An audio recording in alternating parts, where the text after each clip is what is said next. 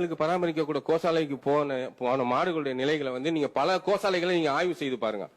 அங்க அந்த மாடுகளுக்கு வழங்கப்படக்கூடிய நிதி முறையாக அந்த பராமரிக்கப்படாம பல மாடுகள் வந்து சித்திரவதைக்கு உள்ளாக்கப்பட்டு சாகடிக்கப்படுது தவிர கோசாலைகளில் முதிர்ந்த பசுக்கள் இதோ பேச்சுக்காக வேண்டும்னா சொல்லலாம் சார். ஒரு யதார்த்தத்தை பாருங்க. நாங்க வந்து அதை கண்டிச்சு ஆர்ப்பாட்டம் நடத்தி இருக்கோம். காரணம் அது வந்து அதுக்கான பசு மாட்டுகளை பாதுகாக்கக்கூடிய இயக்கம் நடத்துறவங்க அந்த ஃபண்ட் வாங்கி தன்னோட சுயநலத்துக்காக பயன்படுத்திக்கிறாங்க. அது பண்றதுல இருந்தா உண்மையான கருத்து. ஆனா எங்களுடைய கோமாதா வந்து நாங்கள் வனப்பகுதிக்கு அனுப்புவதற்கு காரணம் அப்படி பார்த்தா மனிதனை தின்றா. அப்போ எங்களே நாங்க கூட சாப்பிடுறான்றதுக்காக மிருகம் சாப்பிடுறதுன்றதுனால அதுக்காக ரைட்டுன்னு சொல்லி பண்ணிட முடியுமா? மாடு சாப்பிடக்கூடாதுன்னு சொல்றவங்களுடைய வரலாற்று எடுத்து பாத்தீங்கன்னா முழுக்க மாடு சாப்பிட்டு இருக்காங்க, முழுக்க பசு சாப்பிட்டு இருக்காங்க. அவங்களுடைய வேதங்கள் எங்கேயுமே வந்து பசு சாப்பிடக்கூடாதுன்னு சொல்ல. ஒவ்வொரு யாகத்துக்கும் முன்னாடி பசுவை கொண்டிருக்காங்க, ஒவ்வொரு யாகத்துக்கு அப்புறமும் பசுவை கொண்டிருக்காங்க. நாளைக்கு வந்து இஸ்லாமியன் ஒருவன் வருவான், வட்டி கடை நடத்துவது எங்கள் மார்க்கெட்டுக்கு எதிரானது, அதனால இருக்க வட்டி கடை இருக்க பேங்க் எல்லாம் அடிச்சு நொறுக்கும் அப்படின்னு சொன்னா அதை ஏத்துக்குவீங்களா? அது எப்படி ஜனநாயகத்துக்கு விரோதமானதோ அது போல மாட்டுக்கறி உண்ணக்கூடாதுன்னு சொல்றதும் ஜனநாயகத்துக்கு விரோதமானதுதான். வட்டி கடை வச்சுக்கிறவங்க வந்து அடிச்சு நொறுக்குவாங்களான்னு கேக்குறாரு. நான் கேக்குறேன், மயில் கறி சாப்பிடக்கூடாது தேசிய பறவை அப்படின்னு சொல்லிட்டு அரசாங்கம் விதிச்சிருக்குது. மான் சாப்பிடக்கூடாது அரசாங்கம் விதிச்சிருக்குது. ஏன் மான் சாப்பிடுவேன், நான் ஏன் இஷ்டம் அப்படின்னு சாப்பிடுவார் அவரு? நாங்க அதை தான் சொல்றோம். எங்க உணர்வுக்கு பசுக்களை, அதாவது பசுவதை அப்படின்னு எதுக்கு தெரியுமா நாங்க சொல்றோம்? நீங்க மாடு ஏத்தின்னு போகும்போது நீங்க பாருங்க, அந்த லாரியில அந்த மாடு படுற பாடு மனசெல்லாம் அப்படியே அழுவும். நம்ம சரியான பாதுகாப்பு இல்லாத கழுத்தை தொங்க போட்டுக்கின்னு அது அதாவது சித்திரவதைப்பட்டு சாகக்கூடிய ஒரு நிலைமையில போய் இந்த மாட்டை ஏத்தின்னு போவாங்க. எல்லா மாட்டுக்காகவும் நீங்க இறக்கப்படல சார், வெறும் பசு மாட்டுக்காக மட்டும்தான் நீங்க இறக்கப்படுறீங்க. நீங்க அவர் சொல்றாரு பசு எங்களுக்கு பால் தருது, பசு நாங்க தெய்வமா மதிக்கிறோம்னு. எரும மாடு தான் சார் பால் தருது.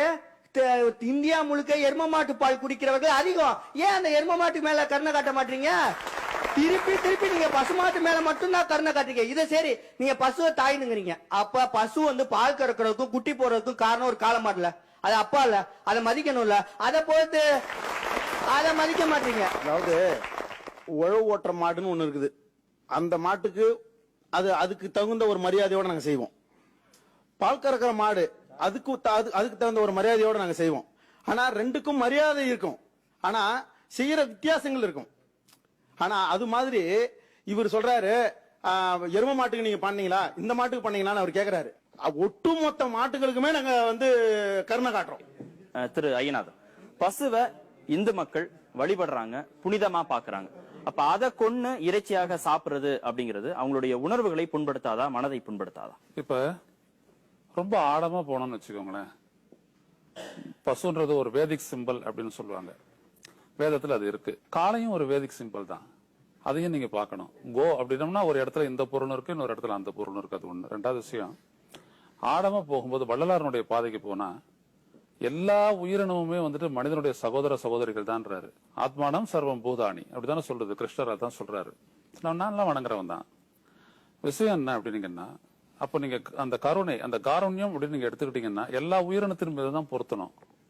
ஒண்ணுத்துக்கு மட்டும் நான் பொருத்த மாட்டேன், மற்றதுக்கெல்லாம் நான் பண்ணுவேன் அப்படின்றது வந்துட்டு ஒரு வசதி பார்ப்பட்ட ஒரு சிந்தனை போக்காகத்தான் இருக்கே தவிர, அல்லது அரசியலாகத்தான் இருக்கே தவிர, அதில் உண்மையான பூரணத்துவமான ஆன்மீக உண்மை இல்லை. அது வந்துட்டு அந்த பசுல வந்துட்டு அந்த லட்சணங்கள் இருக்குன்னு சொல்லி கும்பிடுறதும் உண்டு. ஆனால் அவர்கள் கேட்டதை போல வற்றி போன பசுக்களை என்ன செய்வார்கள்?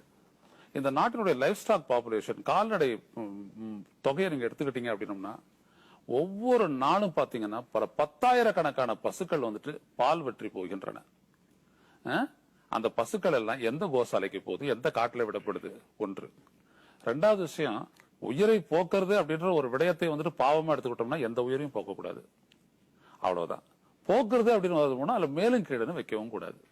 பொதுவான நன்மைக்காகத்தான் வரையறைகளை வைக்க வேண்டுமே ஒழிய ஒரு சார்புக்கு வரையறைகளை வகுப்பது என்பது வரையறைகளை உடைக்கவே அது வழிவகுக்கும். ஜீவகாருண்யத்தை கடைபிடிக்கிறோம் அப்படின்னா எல்லா விலங்கினங்களுக்கும் அதை கடைபிடிக்கணும். பசுவுக்கு மட்டும் முக்கியத்துவம் அப்படிங்கிற போது மற்ற விலங்குகளுக்கு அது பொருந்தாதா?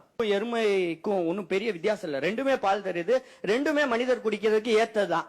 இந்த கருப்பா இருக்கிறதுனால எருமைய கீழே வச்சிருக்கீங்க, வெள்ளையா இருக்கனால பசுவை மேல வச்சிருக்கீங்க. ஒரு மாட்டுல கூட வர்ணாசிரம கொள்கையை கடைபிடிக்கணுமா? மாட்டுல கூட சாதி பார்க்கணுமா? பன்றி கருப்பாக இருக்கிறனால தான் நீங்க பிடிக்கலன்னு சொல்றீங்களா? பண்ணி சாப்பிடக்கூடாதுன்னா அவர்கள் சாப்பிடக்கூடாது, அவங்க வீட்டுல சாப்பிடக்கூடாது, அவ்வளவுதான். யாரையும் போய் யார் பிளேட்ல இருக்க கூடாதுன்னு அவங்க சொல்ல கிடையாது. நீங்க என்ன சொல்றீங்கன்னா பசு யார் இந்தியாவில் இருக்கிற யார் தட்டிலும் பசு இருக்க கூடாது நீங்க சொல்றீங்க. ஒருவர் தட்டில் இருப்பதை நீங்கள் ஏன் தீர்மானிக்கிறீர்கள்? இப்ப சுதந்திரம் தான் பேசுறாங்க. ஒரு தட்டுல இவர் இதான் சாப்பிடும் சொன்னா அப்புறம் என்ன சார் சுதந்திரம், அப்புறம் என்ன சார் நாகரிகம்? ஒருவர் தட்டில் இருப்பதை நீங்கள் ஏன் தீர்மானிக்கிறீர்கள்? இப்ப சுதந்திரம் தான் பேசுறாங்க. ஒரு தட்டுல இவர் இதான் சாப்பிடும் சொன்னா அப்புறம் என்ன சார் சுதந்திரம், அப்புறம் என்ன சார் நாகரிகம்? இது ஒரு காட்டு மிராண்டித்தனமா தெரியலையா? நீங்க சட்டம் போடுறீங்க அப்படின்னாக்க அந்த சட்டம் இந்திய மக்களுடைய அனைத்து மக்களுடைய உணர்வுகளுக்கு மதிப்பளிக்க சட்டமா இருக்கணுமே தவிர ஒரு மதம் சார்பாக இருக்க முடியாது. அதுதான் பிரச்சனை என்கின்ற சட்டம் என்பது ஜனநாயக விழுமியங்களை உள்வாங்கி இருக்கணும். அதுதான் சட்டம். மாடு புனிதம் சரி. நந்தியம்பெருமானே முதல்ல இருந்தது சைவத்துல நந்தியை வணங்கிட்டு தான் சிவபெருமான வணங்குறாங்க. நந்தியை நீங்க கொள்ளலாமா அப்படின்லாம். இப்ப வராக அவதாரமா இருக்கட்டும், மச்சாவதாரமா இருக்கட்டும், பெருமாளோட அவதாரம், ஐயோ என் பெருமாளை கொல்றீங்களே, ஏன் மீனை கொல்றீங்க, ஏன் பண்ணியை கொல்றீங்க, நான் இன்றைக்கு போர்க்கொடி தூக்குனா அதுவும் தடை செய்யப்படுமா? நான் எல்லா உணர்வுகளுக்கும் மதிப்பளிக்கிறவன் சார். நான் நல்லா புரிஞ்சுங்க, உணர்வுகள் இங்க மதிக்கப்பட வேண்டும். இன்றைக்கு கிராமங்கள் இருக்கு, இவ்வளவு நம்ம பேசுறோம், பசுக்கெல்லாம் பாசங்க சொல்றோம். இன்னைக்கு மனுஷனா நீங்க ஒதுக்கி வைக்கிறாங்கல்ல, காலனி ஊருன்னு இருக்குல்ல. தமிழக சூழல்ல உணவு நேரடியா இப்ப அரசியல் இந்த விவாத களத்துக்கு மாட்டுக்கறி ஒரு அரசியலா மாறி போச்சு, பசுவதை ஒரு அரசியலா மாறி போச்சு. தலித்துகள் உண்டு வந்த உணவு ஒரு இஸ்லாமிய அரசியலா வருகிற போது மத அரசியலா மாறி போச்சு. நான் யார் மேல யார் தப்பு எல்லாம் சொல்ல வரல, இன்னைக்கு விவாதத்துக்கு அது அரசியலா மாறுது. ஒண்ணு. ரெண்டு, இன்னைக்கு நீங்க சொல்றீங்க, நீங்க நீங்க இவ்வளவு நேசத்தோட பேசுறீங்க, ரொம்ப மகிழ்ச்சி. நீங்க ரியாலிட்டி தெரியுதான்னு எனக்கு தெரியல. கிராமப்புறங்களில் நான் முழுமையாக ஆய்வு செய்து கொண்டிருப்பேன், தென் மாவட்டங்கள்ல. நீங்க கிராமத்துல பிறந்து வாழ்ந்து கிராமத்துடைய அடிநேர் நான் சொல்லி முடிக்கிறேங்க. இருக்க கிராமங்கள்ல பாகுபாடு இருக்கா இல்லையா? கோவில்ல இன்றைக்கு தலித்துகள் உள்ள போக முடியுமா முடியாதா? தீச்சட்டி எடுக்கிற அப்புறம் என்னங்க ஏங்க என்ன டாபிக்? பசுவோட சம்பந்தம் இருக்குங்க. ஒரே நிமிஷம் சார் சார் சார் ஏங்க அப்ப நீங்க நான் என்ன சொல்றேன், மனுஷனா மதிக்க மாட்டீங்க, ஒரே நிமிஷம் பசுக்கு மட்டும் மரியாதை கொடுப்பீங்க. அப்ப நீங்க மட்டும் உங்க மட்டும் நல்லா இல்ல, அது என்ன அர்த்தம்? இது இங்கே மாட்டுக்கறின்றது கிளாஸ்ல இல்ல, காஸ்டுக்குள்ள இருக்கு. இங்க அங்கதான் சிக்கல் இருக்கு. தலித்துகளை செத்த மாட்டுக்கறி திங்கிறவர்கள் என்று சொல்லப்படுகிறது. அடையாளம் அதுதான். நான் எதுக்கு சாதியை ஏன் பேசுறீங்க அப்படின்னாக்க, மாட்டுக்கறியோட செத்த மாட்டுக்கறி திங்கிறவங்க தான் இழிவுபடுத்தப்பட்டது வார்த்தைகள்ல. அங்கே நான் சொல்லவில்லை, அமித்ஷா கூட்டத்தில் சொல்லப்பட்டதுன்னா, அமித்ஷா கூட்டத்தில் வச்சு என்ன சொல்றாங்க அப்படின்னா, நாங்கள் தீண்டத்தகவர் கிடையாது. ஒரு தலைவர் சொல்றாரு, மனுல சொல்றபடி நாங்கள் மாட்டுக்கறி திங்கிறவங்க கிடையாது, நாங்க அப்படின்னு பட்டியல் போடுறாங்க. நாங்கள் தாழ்த்தப்பட்டவர்கள் இல்லை அப்படின்னு சொன்னாங்க. அப்ப மாட்டுக்கறி திங்கிறவங்க எல்லாமே தாழ்த்தப்பட்டவர்கள் அந்த மேடையில சொல்லப்பட்டது. இது எல்லாரும் ஏற்றுக்கொண்டார்கள். அப்ப மாட்டுக்கறி திங்கிறவங்க எல்லாம் தாழ்த்தப்பட்டவர்கள் சொல்கிற போது ஆக என்ன ஒரு உணவை வைத்துக் கொண்டு ஒருத்தனை கீழாக பார்க்கிற பார்வை என்பது கேவலமா இருக்கா இல்லையா? ஐஎம் ஏ தலித், எனக்கு பெயினாக இந்த மாதிரி ஒரு இல்லைன்னா நம்ம சொல்ல முடியாது சார். சாதி நான் என்ன சொல்றேன், சாதி இருக்குன்றது ஒத்துக்கிறது தான் நியாயம். அதை ஒழிக்கிறதுக்கு என்ன செய்யலான்னு அடுத்தது. ஆனா சாதியே இங்க இல்லன்றது இருக்கு பாருங்க, அது முழு பூசணிக்காய் வெள்ள சோத்துல மறைக்கிற சமாச்சாரம். சாதி இல்லைன்னு யாரும் சொல்லுவாங்க. தொடக்கத்துல ஐயா சொன்னாரு, எங்க சாதிக்காரனுக்கு மட்டும்தான் நான் வீடு தருவேன்னு. இதே நான் கேக்குறேன், அந்த ஐயாட்ட கேக்குறேன், உங்க வீட்டு சாக்கடை அடைக்கும் போது எங்க சாதிக்காரனை கூப்பிட்டுதான் நான் அந்த சாக்கடையை கிளீன் பண்ணுவேன்னு சொல்லுவீங்களா? அதுக்கு போய் ஒரு தலித்தை கூப்பிடுவீங்க. நான் இன்னும் ஓப்பனாவே சொல்றேன், பசு எல்லாம் புனிதம் புனிதம் சொல்றீங்களா, என்ன தாய்னு சொல்றீங்களா? ஒரு பசுமாடு செத்து போயிட்டா நீங்க ஒரு உயர்ந்த மரியாதையோட அதை அடக்கம் பண்ணுவீங்களா? மாட்டீங்க சார். பன்னிக்கறி ஒரு நான்வெஜ் ஃபுட்ல இருந்து 1 கிலோ கறி ஒருத்தர் சாப்பிட்டானா அவன் 3 நாளைக்கு சாப்பிட வேண்டியதே இல்லை. அவ்வளவு கொழுப்பு இருக்குது, அவ்வளவு சத்துக்கள் இருக்குது. ஒரு 3 கட்டு கீரையை கொடுத்து அவர் அவிச்சு சாப்பிட்டோம், அவரால் இருக்க முடியும். சார் இது நான் என்ன சத்து சாப்பிட போறேன், இவர் என்ன சத்து சாப்பிட போறாருன்றதுல எனக்கு இன்னைக்கு 200 மூட்டை தூக்கினா எனக்கு இத்தனை கலோரி தேவைப்படுது. அதுக்கு நான் 12 கிலோ ஆப்பிள் வாங்கி வச்சு சாப்பிட்டுட்டு போய் 200 மூட்டையை தூக்க முடியுமா? லாரி மேல ஏறி போகணும். நானு லாரி மேல ஏறி மூட்டையை ஏத்தணும்னா எனக்கு 1/2 கிலோ கறியை சாப்பிட்டுன்னு வச்சுங்களேன் 300 மூட்டை ஏத்தணும் தனியா. உலகளாவிய லெவல்ல பாத்தீங்கன்னா அரபு நாடுகள்லயுமே ஒரு குறிப்பிட்ட உணவு, அதாவது பன்றி இறைச்சி என்பது தடை செய்யப்பட்ட ஒன்று. அங்க அந்த நாட்டை சேர்ந்தவர்கள் மட்டுமே அல்ல, அது இப்போ நம்ம எல்லாருக்குமே தெரியும். அரபு நாடு அந்நிய செலாவணியில எவ்வளவு உயர்ந்திருக்கு. நம்ம நாட்டை சேர்ந்தவங்களே எவ்வளவு பேர் அங்க போயிட்டு வேலை செய்யறாங்க. அயல் நாட்டை சேர்ந்தவர்களும், அதாவது ஐரோப்பியர்களும் அமெரிக்கர்களும் எவ்வளவு பேர் சென்று அங்க வேலை செய்யறாங்கன்றது தெரியும். அப்போ அவங்கெல்லாம் கூட அந்த இறைச்சியை உண்பவர்கள் தான். அப்படின்னும் போது அவங்க போயிட்டு அங்க ஆசைப்பட்டு சாப்பிட முடியாத நிலைமை அவங்களுக்கும் இருக்கு. அப்படின்னும் போது இங்க இருக்கிறவங்க ஏன் அதை அட்ஜஸ்ட் பண்ணிக்க கூடாது? அரேபிய நாடுகள் எல்லாம் பாத்தீங்கன்னா அவங்க ஒரு மத சட்டத்துல வச்சிருக்காங்க. இஸ்லாமிய மத அமைப்பு சட்டத்துல தான் அவங்க ஃபாலோ பண்றாங்க, அதெல்லாம் பண்றாங்க. ஆனா நம்ம நாடு மத சார்பின்மையை வலியுறுத்திக்கிட்டு இருக்கு. பல நாடுகள், வெளிநாடுகள் எல்லாம் நம்ம மத சார்பின்மை பார்த்து பொறாமப்படுறாங்க. இந்த நாட்டுல எப்படி இவ்வளவு நாளா ஒற்றுமையா இருக்காங்கன்னு. சகிப்புத்தன்மை எல்லாருக்குமே இருக்கணும், அதை மாற்றுக்கிறதே கிடையாது. இவர் என்ன சொல்றாருன்னா, அந்த நாடுகள் எல்லாம் பண்ணா நம்ம ஏன் பண்ணக்கூடாது? நம்மளுக்கும் அவங்களுக்கு வித்தியாசம் இருக்கு. அங்கேயுமே ஏன் அப்படி நிர்ணயிக்கப்பட்டதுன்னா, அதாவது குறிப்பிட்ட மதத்தை சேர்ந்தவர்கள் அதிகமாக இருப்பதால் தான் அதை எல்லாருமே பின்பற்றணும்னு சொல்லி வச்சிருக்காங்க. இப்போ நானு வெளியில இருக்க ஃபாஸ்ட் ஃபுட்ல போனேன்னு வச்சுக்கோங்களேன், எனக்கு சிக்கன் ரைஸ்ன்றது, ஃப்ரைட் ரைஸ்ன்றது ரொம்ப பிடிக்கும். இப்போ நான் போயிட்டு சாப்பிடும்போது என்ன ஆகுதுன்னு பாத்தீங்கன்னா, அவங்க சொன்ன மாதிரி கம்மி விலைன்றதால கலந்துடுறாங்க.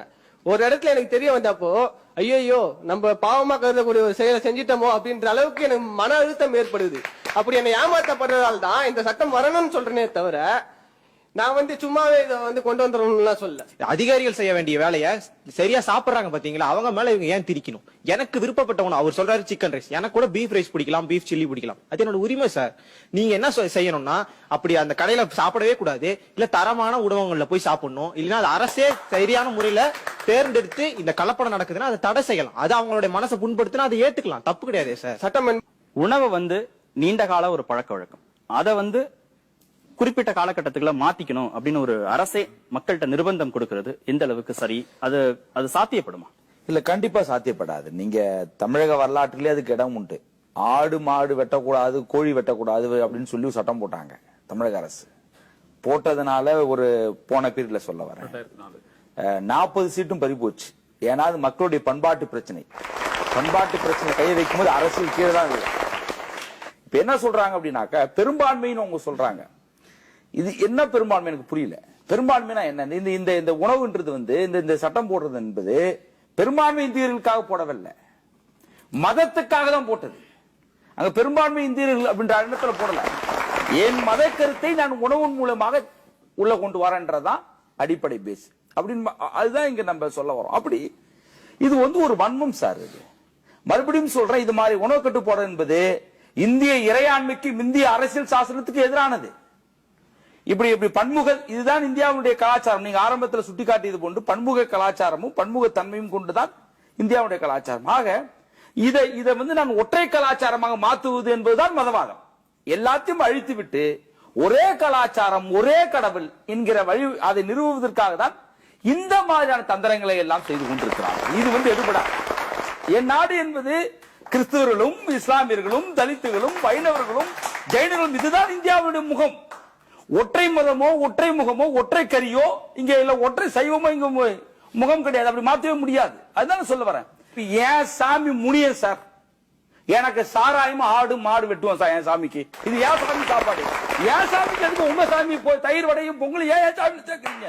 அது உங்க சாமி. ஏன் சாமி என்று கெடா வெட்டி சுருட்டி வச்சு சாராயம் குடிக்கிறது என் பண்பாடு. ஏன்னா நடுகள் வழிபாட்டு முறை வந்தவன் நான் சொல்றேன், இது என் தமிழ் பண்பாடு, என் திராவிட பண்பாடு. என் திராவிட பண்பாட்டுக்கு, தமிழ் பண்பாட்டுக்கு இந்த சட்டம் வந்துச்சுன்னா தூக்கி கடாச்சிருவோம் சார். அது நடக்கும். ஒரு பழக்கம் அப்படிங்கிறது ஒரு தனி மனிதனுடைய உரிமை. பல மதங்கள், கலாச்சாரங்கள் இருக்கக்கூடிய ஒரு நாட்டுல ஒவ்வொருத்தருக்கும் தனித்தனியாக உணவு கலாச்சாரம் இருக்கு. என்னுடைய விருப்பம் சார்ந்தது எது, என்னுடைய உடம்புக்கு எது தேவை அப்படின்னு அவங்க முடிவு பண்ணி அந்த உணவை தேர்ந்தெடுக்கக்கூடிய உரிமை அவர்களுக்கு கொடுக்கப்பட்டிருக்கிறது.